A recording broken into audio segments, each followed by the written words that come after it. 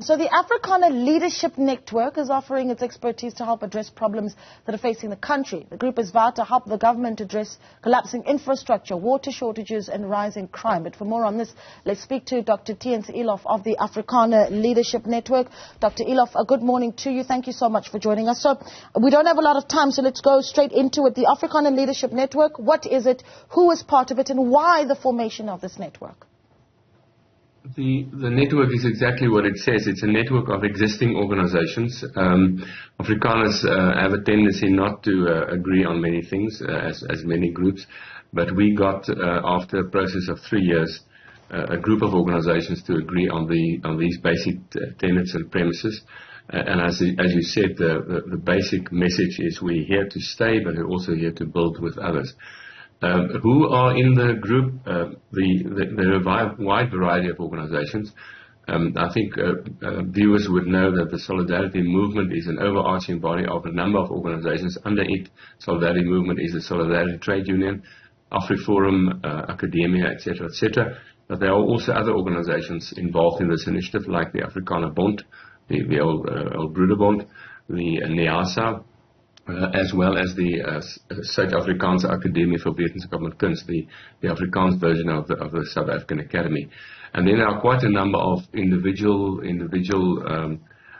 influential Afrikaner leaders like the Skalkberger, the ex-Springbok rugby player. We are not a definitive group of all Afrikaner organizations.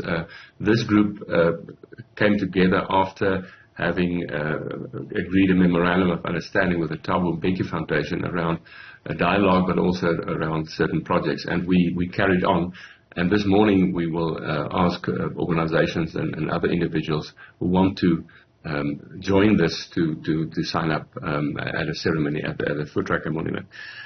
So I think that's basically the question. Right. Where are we going? Well, over to you, Nalini. Yeah, no, you're more than welcome to tell us that as you answer the next question, because I think what I've seen as well is that you've raised concerns around a violating of important sections of the 1994 settlement. I think that's going to spark a lot of interest, that statement. What does that mean, and what is it that you want to do with that? Well, that part is in the media statement and not so much in the statement itself. But sure. Let me say, we specifically referred there to the what we believe is the breaking of a compromise around education and language in education, and the role that school governing bodies consisting out of parents can play.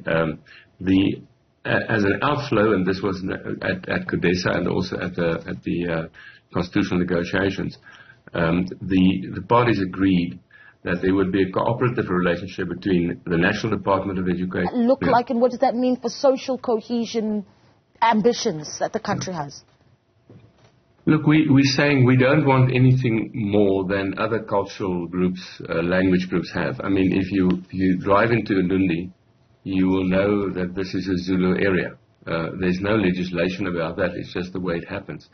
If you drive into any of the other rural areas, there's a density of a certain ethnic population group. That doesn't prevent them or us to be part of the South African nation. So we believe that you can be two things, actually more than two. You have multiple identities. I'm an African because I live in Africa and I identify with the continent, but I'm also a South African, and then I'm also culturally, I'm an Afrikaner. I'm also an Afrikaans-speaking South African, and I have a bond with other South Africans, colored South Africans, even black South Africans who speak Afrikaans.